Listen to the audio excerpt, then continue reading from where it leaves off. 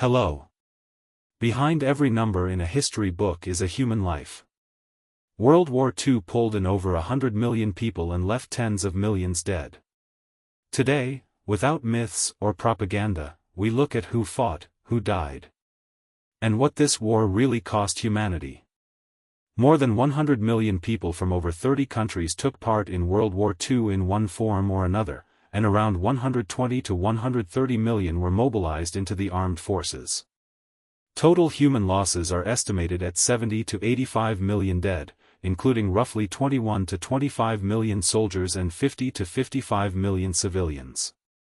What follows is a detailed, narrative explanation for a 20-minute voiceover, what these numbers mean, why they differ from source to source, and how casualties and participants were distributed between countries. Why it is so hard to count the dead. When people say 70 to 85 million died in World War II, it sounds like a precise statistic. In reality, it is a range of estimates, and there are clear reasons for this. Many countries kept poor records or lost their archives during the war and post-war chaos. A huge share of victims did not die directly from bullets or bombs, but from hunger, disease, deportations, and repression. Officially, these deaths were not always logged as war casualties. After 1945, governments also had political reasons to change the numbers. Some inflated their losses to emphasize how much they had sacrificed. Others downplayed them so as not to reveal the full cost of defeat or internal terror campaigns. That is why historians today usually speak not about one fixed number, but about a global interval of 70 to 85 million deaths caused by the war. The scale of participation, how many people actually fought. Mobilization into the armed forces. Studies show that between 1937 and 1945 the countries involved in the war mobilized about 125 million people into their armed forces. Approximate figures by some major countries. Soviet Union, about 34.5 million served during the war. Germany, about 18.1 million. United States, 16.4 million. China, about 14 million. Japan, roughly 9.1 million. Italy, also around 9.1 million. United Kingdom, about 5.9 million. France, around 5 million. At any one time more than 70 million people were in uniform. Over the whole period, as soldiers were killed, wounded, demobilized and replaced, as many as 120 to 130 million individuals passed through military service. Who else participated in the war? If we count only uniformed soldiers, the picture is incomplete. The war involved partisan fighters and underground resistance members. Workers in war industries. People building fortifications, railways, airfields and roads. Civilians deported to forced labor. Inhabitants of occupied territories living under military rule. Taking all of this into account, historians estimate that over 100 million people from more than 30 countries were directly involved in the war effort in one way or another. Overall losses, military and civilian. Combining the main research results, the picture looks roughly like this. Total deaths, around 70 to 85 million people. Military deaths, about 21 to 25 million, including those killed in action, those who died of wounds, in captivity or from disease. Civilian deaths, roughly 50 to 55 million, including victims of bombing, massacres, genocide, hunger and epidemics. Another number shows the scale of suffering. About 25 million people were wounded in combat, and many of them were left disabled for life. Losses by country, who paid the highest price? Soviet Union. The Soviet Union suffered the highest absolute losses of any country. Modern Russian research estimates 26.6 million dead within the post-war borders of the USSR.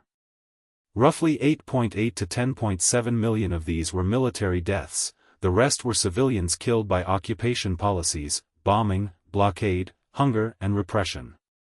This was about 14% of the country's pre-war population. China. China had been at war longer than anyone else, since 1937, well before the conflict in Europe officially began. Estimated losses are around 20 million dead. Of these, only 3 to 4 million were soldiers, the majority were civilians who died from combat, massacres, famine and disease. Germany. For Germany the war ended in defeat and massive casualties. Total German losses are estimated at 6.6 to 8.8 million people. Roughly 5.3 to 5.5 million were military personnel, according to German historical studies. These figures include not only citizens of pre-war Germany, but also men drafted from Austria and some occupied territories. Poland. Poland was the first victim of aggression in Europe and one of the countries that lost the highest proportion of its population. Total Polish losses are around 5.6 million people. A very large share of this number are Holocaust victims among Polish Jews, as well as non-Jewish civilians killed during reprisals and fighting. Overall, Poland lost roughly 15 to 17% of its pre-war population. Japan. Japan's losses are estimated at 2.6 to 3.1 million dead. Roughly 2 million of them were soldiers, the rest were civilians killed in bombings, including the atomic attacks on Hiroshima and Nagasaki, and from famine in the final phase of the war. Other countries with losses in the millions. Several other countries and regions also suffered extremely heavy casualties. Netherlands East Indies, modern Indonesia, around 3 to 4 million dead. India, then under British rule, about 1.5 to 2.1 million deaths, including the Bengal famine. France, roughly 567,000 deaths. Italy, about 457,000. United Kingdom, around 450 to 460,000. United States, about 418 to 420,000 deaths, almost all of them military. Yugoslavia, around 1 million dead. Romania, about 833,000. This is far from a complete list, but it makes one thing clear: almost no major country emerged from the war without enormous losses. The Holocaust and other forms of genocide. One category of World War II statistics stands on its own: the Holocaust, the systematic extermination of Europe's Jews by Nazi Germany and its allies. Historians estimate that about 6 million Jews were murdered. Alongside them, many other groups were targeted. Roma, Gypsies, Soviet prisoners of war, people with disabilities and psychiatric patients, political opponents of the regimes. Millions of people died in concentration and death camps, mass shootings, death marches, deportations and ghetto starvation. All of these deaths are part of the broader civilian casualty figures. Civilian losses, bombing, hunger, occupation. For the first time in history, civilian deaths in a major war exceeded military deaths. Key reasons. Strategic bombing of cities. London, Coventry, Hamburg, Dresden, Tokyo and many other cities were devastated by mass air raids. In Tokyo alone, the firebombing of March 1945 killed tens of thousands of people in a single night. Occupation terror. On occupied territory, armies and security forces carried out reprisals, mass shootings and hostage-taking. Entire villages were wiped out for supporting partisans. Hunger and blockade. The siege of Leningrad, famine in China, the Bengal famine in India, devastation across occupied Europe, all of this added hundreds of thousands and millions of deaths that were not always formally recorded as killed in battle, but were directly caused by the war. Forced migrations and deportations. Millions were expelled from their homes, sent to labor camps or deported because of their ethnicity or political status. Many never survived the journey or the conditions they faced. Armies and mobilization. How many people put on a uniform? Soviet Union and Germany. In the Soviet Union, around 34 to 35 million people passed through the armed forces during the war. Germany mobilized about 18 million soldiers, close to a quarter of the country's population. The land war between these two states on the Eastern Front became the largest and bloodiest theater of operations, with especially high casualty rates among soldiers of both the Wehrmacht and the Red Army. United States and United Kingdom. The United States drafted and accepted into service about 16.4 million people. For a country separated from most battlefields by oceans, this was a major mobilization effort. The United Kingdom, including dominions and colonies, fielded almost 6 million service members. Their forces fought in North Africa, Italy, Normandy, the Pacific, and the Battle of the Atlantic. Asia and colonial empires.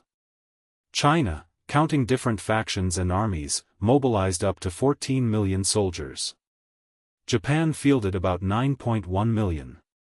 British India provided the Allies with around 2.6 million soldiers, making it one of the largest national contingents in the Allied forces. Colonial troops from across the world fought far from home, Indian divisions in North Africa and Italy, African units in the French army, contingents from Australia, New Zealand, Canada and South Africa in multiple theaters. The ratio of dead to participants. If we compare the roughly 120 to 130 million mobilized with the 70 to 85 million deaths, the scale becomes clearer. On average, every second or third person who put on a uniform was killed, wounded or taken prisoner. In several armies, especially the Red Army and Chinese forces, the share of killed and wounded was even higher. But the victims of the war were not just soldiers. A huge part of the dead were women, children and the elderly who never held a weapon in their hands. Impact on the world's population. In 1940 the global population was around 2.3 billion people. If 70 to 85 million died as a result of the war, this means that World War II claimed the lives of about 3 to 4% of all humans on Earth at that time. In some countries the share was far higher. In Poland and parts of Eastern Europe, up to 15 to 20% of the entire population. In the Soviet Union, about 14%. In China, several percent, which in absolute numbers meant many millions. Almost no family in Europe or Asia remained untouched. Nearly everyone lost relatives to death, injury, imprisonment, occupation or evacuation. Why these numbers still matter? These figures remind us of the true price of global conflict. The war that began as a clash of states turned into a total confrontation dragging in entire peoples. They show that in a modern total war civilians, not just soldiers, pay the highest price. When states and economies collapse, the front line runs not only through trenches, but through city streets, homes and schools.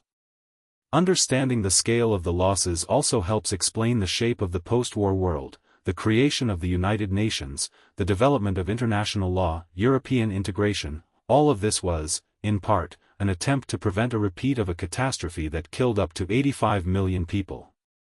Final recap for your viewers. To sum up the story in a few lines for the end of your video. More than 100 million people were involved in World War II, and the countries at war mobilized around 120 to 130 million soldiers into their armed forces. It remains the deadliest conflict in human history. Total deaths are estimated at 70 to 85 million people, including 21 to 25 million military personnel and 50 to 55 million civilians. The Soviet Union and China suffered the highest absolute losses, each losing tens of millions of people. The Holocaust alone claimed about 6 million Jewish lives, and other groups targeted for genocide added millions more to the toll. In some countries the war killed up to a fifth of the entire population, leaving shattered economies, ruined cities and millions of broken families. These are not just statistics. Behind every number is a family, a face, a life that never had the chance to be fully lived. Grasping the real scale of World War II is one of the few tools humanity has to understand what is at stake when nations drift toward another global conflict, and why such a war must never be allowed to happen again.